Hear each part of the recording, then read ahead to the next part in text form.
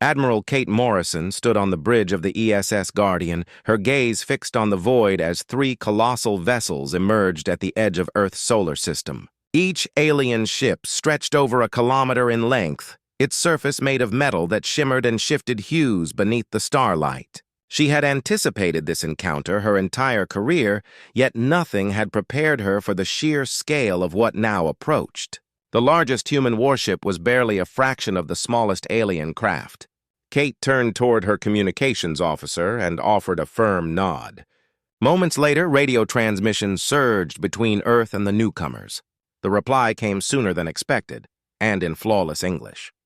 The deep, measured voice carried the tone of someone addressing a child. Captain Jake Sullivan had been chosen to represent humanity in this historic first contact. Calm and analytical, the 40-year-old officer had dedicated years to studying alien signals captured by Earth's telescopes. Fluent in 17 extraterrestrial dialects, he had trained for this moment since his youth. As he prepared to board the shuttle bound for the alien flagship, he steadied his breathing and reminded himself to stay alert. Every detail could matter. Dr. Lisa Chen stepped aboard the shuttle beside him, along with Colonel Sam Parker. Lisa was Earth's foremost expert in xenolinguistics, having devoted the last decade to preparing for humanity's first true contact. Sam's role was to provide tactical counsel and protection should diplomacy fail. The three humans wore their finest dress uniforms, each concealing a compact recorder to ensure every word of this historic encounter would be preserved. The shuttle locked onto the alien flagship with a metallic thud, and Jake's pulse quickened as the airlock cycled open. A corridor bathed in soft blue light stretched before them, its walls seeming to ripple like living metal. At the far end stood towering figures, humanoid in shape but nearly 8 feet tall, their gray skin smooth and their eyes vast and black. The one at the center wore ornate robes inscribed with shifting symbols that seemed to move when directly observed. "I am Fleet Commander Vexar," the alien announced, bowing in a way that felt more condescending than courteous.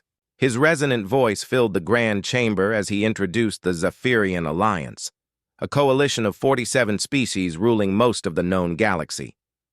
He spoke as though humanity's mere recognition by the Alliance was a gift.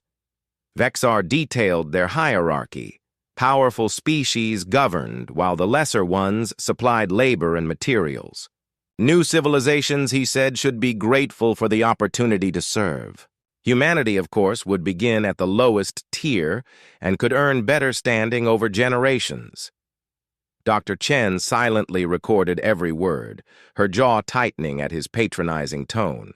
To the Zephyrians, humans were resources, not equals. Sam Parker said nothing, but his soldiers' instincts noted every feature of the alien vessel and the weaponry their escorts carried. The technology was far beyond Earth's, but not beyond comprehension. When the meeting ended, Vexar's adjutant led them to their assigned quarters aboard the flagship. The rooms were refined and comfortable, but Jake noticed the doors could be sealed from the outside. The alien escort claimed it was for their safety, but the faint edge in his voice made the real purpose clear: containment.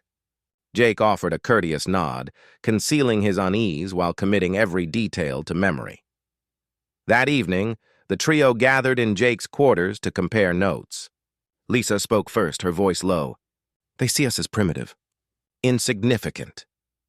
Sam nodded grimly, adding that while the Zephyrians' technology was formidable, it bore the marks of age, refitted systems, patched conduits, and refurbished components.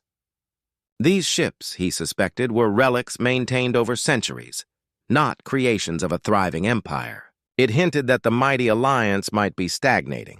Jake activated a compact signal scrambler to block any eavesdropping before opening a secure channel to Earth.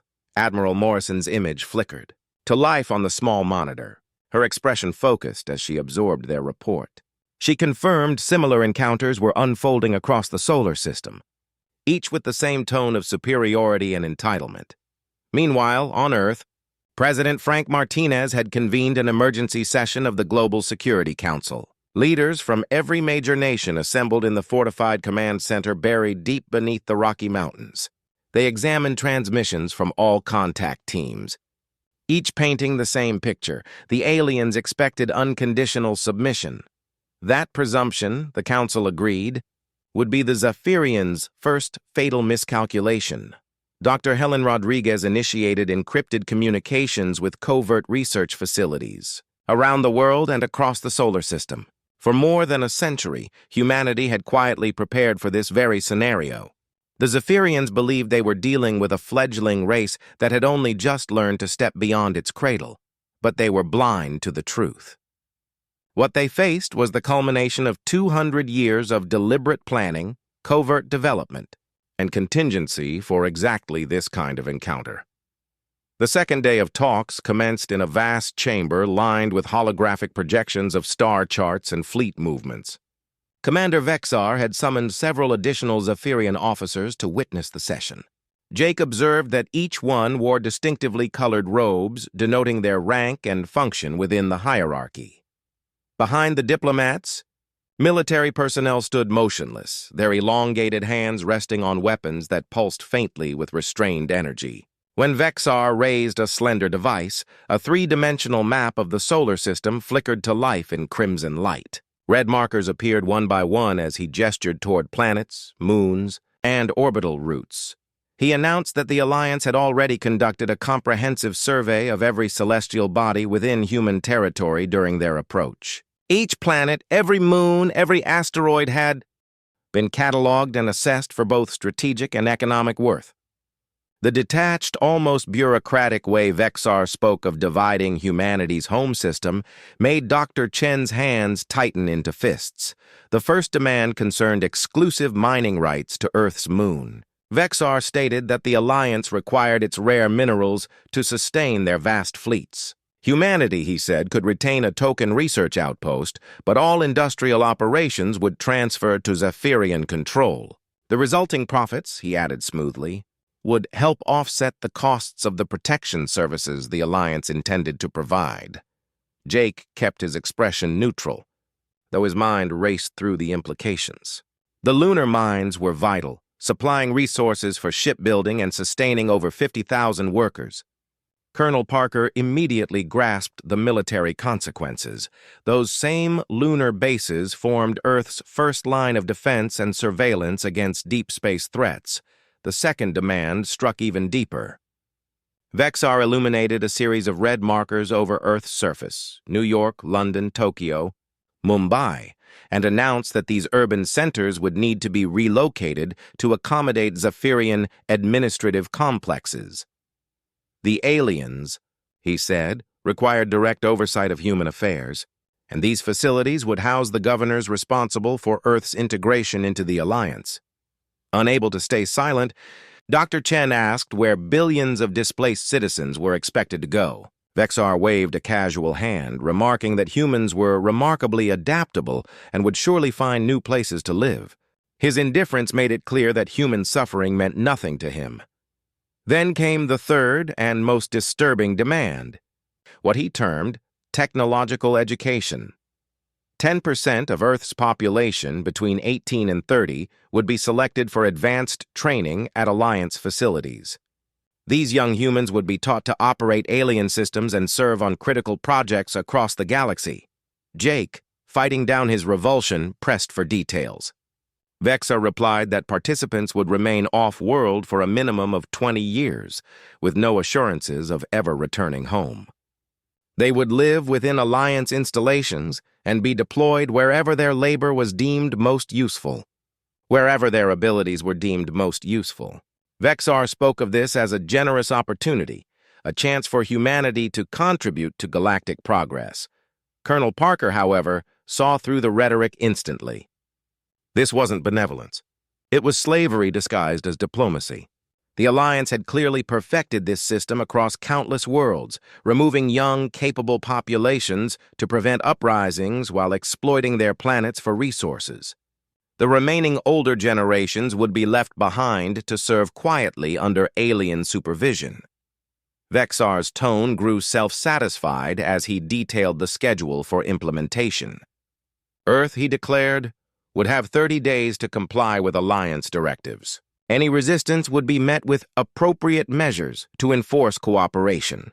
He gestured to the holographic display, where vast Zephyrian battle fleets glowed red across human space, a silent reminder of what defiance would bring. Jake requested a recess to confer with Earth's leaders regarding the sweeping demands. Vexar granted it with visible irritation, remarking that other species had accepted similar terms without hesitation. The Alliance, he said, had no time for prolonged debate. Humanity must choose between cooperation or consequences. Back in their quarters, Jake, Lisa, and Sam re-established a secure channel to Earth. President Martinez listened in grim silence as Jake relayed every detail of the meeting. The president confirmed that the same ultimatum had been delivered to every negotiation team throughout the solar system, each alien commander reading from an identical script.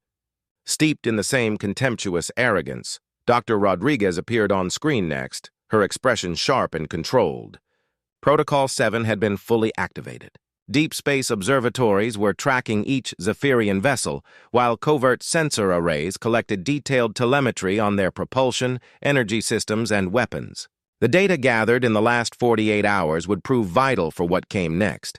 Admiral Morrison reported that Earth's defensive fleet stood ready, awaiting only the coded signal. Hidden bases scattered across the system were now on full alert. The Zephyrians' fatal mistake, their assumption that humanity was helpless, was about to be shattered. They just needed to keep the illusion alive a little longer. When the final diplomatic session began, Vexar's impatience was unmistakable. He had allotted humanity 12 hours to decide and clearly resented that they had used every minute. Most species, he said, accepted within hours, either out of fear or submission. The delay suggested defiance, and that deeply irritated him. Captain Jake Sullivan entered the chamber once more, flanked by Dr. Lisa Chen and Colonel Sam Parker on either side.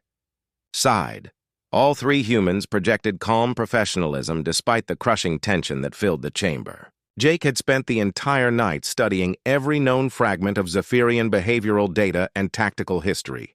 He understood their psychology, and he knew precisely how to trigger the next phase of Earth's plan. Timing would be everything. Vexar wasted no time. "Have you reached a decision?" he demanded, his tone confident, his posture that of one accustomed to immediate obedience. He fully expected swift acceptance followed by routine discussions about logistics. For him, these negotiations were a formality, an act he had repeated countless times across the stars, always with the same result. Weak species submitted. Strong ones didn't exist long enough to resist. Jake met Vexar's gaze and delivered a composed, measured reply, one that silenced the entire chamber. "Earth's leadership has reviewed the Alliance proposal," he began, "and identified several areas requiring clarification and adjustment. We request additional time to negotiate terms that ensure mutual benefit to both parties." His tone was impeccably diplomatic, but the effect was explosive. The silence that followed stretched for half a minute. Vexar's expression twisted into disbelief. No species had ever dared to question the Alliance's demands, much less ask to modify them. The offers were always final, acceptance or annihilation. When he finally spoke, his voice was sharp with restrained fury. "The Alliance does not negotiate with primitives," he hissed. "You will comply or face the lawful consequences of defiance. Hundreds of civilizations have resisted and fallen. Do not imagine you will be the first to endure." Around the chamber, Zephyrian officers subtly shifted their stances, hands edging toward their weapons as the atmosphere thickened. Dr. Chen noticed the movement instantly, her pulse quickening. Colonel Parker's disciplined mind cataloged every angle, every potential cover point, while keeping his expression neutral. The aliens were readying themselves for violence, but still believed absolute superiority made conflict unnecessary. Jake maintained his calm demeanor and pressed on. "If Earth is to supply resources and personnel for Alliance use," he said evenly, "we are entitled to understand the specifics of the protection you promise in return." It was a perfectly rational question, yet to Vexar, it was outright defiance. The commander's composure cracked. He tapped a control on his wrist console and began barking orders in rapid Zephyrian. Dr. Chen, catching fragments of the alien language, stiffened. He had just ordered a demonstration of Alliance firepower. 3 destroyer-class vessels were moving into Earth's orbit, their weapon systems locking onto what appeared to be a military outpost hidden beneath the Pacific Ocean's surface. The demonstration, Vexar said coolly, would remind humanity of the price of defiance. Jake's gaze shifted to the holographic display as 3 sleek destroyer-class warships glided into low orbit, their energy cores flaring with power. Each vessel dwarfed humanity's mightiest battleships and carried enough destructive force to annihilate an entire city. Vexar spoke with smug detachment, explaining that this was merely a fraction of the Alliance's strength, an early warning of the devastation awaiting any continued resistance. But Jake's heartbeat remained steady. The moment humanity had prepared for across 2 centuries was finally here. Rising slowly from the negotiating table, he met Vexar's black, gleaming eyes and spoke with measured certainty. "There seems," Jake said evenly, "to be a fundamental misunderstanding about who is negotiating with whom." Then he pressed the concealed communicator embedded in his uniform and uttered a single phrase that had been rehearsed for generations. On Earth, Admiral Morrison received the coded signal and immediately initiated Operation Sentinel. Across the solar system, dormant facilities awakened. Asteroids split open to reveal hidden weapons arrays. Orbital stations shed their camouflage, and deep space platforms powered to life, their reactor signatures lighting up Alliance sensors like a sudden storm. The first warnings came from the Zephyrian sensor teams monitoring the destroyers. Energy readings surged from locations previously marked as empty, space, or primitive structures. What they had dismissed as a technologically backward world was now emitting power levels equal to their most advanced fleets. Panic rippled through Vexar's command network. Reports flooded in, impossible data, impossible systems. Entire networks were activating across the human sphere, bristling with quantum fields, gravitic shields, and energy weapons far beyond the Alliance's assumptions. Dr. Chen's lips curled into a faint smile as she watched realization dawn across the aliens' faces, their confidence dissolving into disbelief, then fear. Colonel Parker stood motionless, his disciplined calm masking deep satisfaction. 2 centuries of secrecy and sacrifice were unfolding exactly as planned. The Zephyrian Alliance, for the first time in its long dominion, had miscalculated, and disastrously so. Without warning, the chamber's central display flickered to life. Every alien in the room froze as General Alex Turner appeared on screen, clad in the black and silver uniform of Earth's Planetary Defense Command. Behind him, vast holographic projections revealed the impossible. Thousands of defense platforms, fleets in synchronized formation, and tactical grids stretching across every major orbit. The so-called primitive world they had come to conquer was, in truth, the heart of the most advanced defensive network in known space. Turner's voice was calm and absolute. "Earth's leadership has reviewed your proposal," he said. "Your terms are rejected in full. Humanity will not submit to tribute, labor conscription, or territorial seizure. Any attempt to enforce—" Morrison's voice came over the encrypted channel with quiet authority. "Engage containment pattern Omega. No alien vessel leaves orbit." The command triggered an instantaneous response. Thousands of satellites across Earth's orbit powered up, their stealth coatings burning away as they revealed rows of weapon ports and sensor arrays. The defensive network that the aliens had assumed were primitive weather and communication satellites now locked their targeting systems onto the approaching destroyers. Within seconds, hundreds of beams lanced out from orbital platforms, carving through the void with precision. The first Zephyrian destroyer tried to raise shields, but the energy output of the human weapons, based on reverse-engineered alien technology, overwhelmed its defenses. The massive vessel detonated in a burst of plasma visible even from Earth's surface. The second destroyer attempted to retreat, only to be intercepted by human corvettes emerging from lunar orbit. These small, sleek ships, descendants of designs that had been refined in secret shipyards for generations, moved with terrifying speed. They unleashed coordinated salvos of kinetic projectiles that tore through the alien hull like paper. The third destroyer managed to fire a single shot toward the planet, but the beam dissipated harmlessly against Earth's planetary shield network, something the aliens had not even believed possible. In the Alliance Council chamber, Vexar's expression shifted from disbelief to pure horror. The humans had not just prepared for war. They had mastered the art of concealment, deception, and technological evolution on a scale that no galactic power had ever attempted.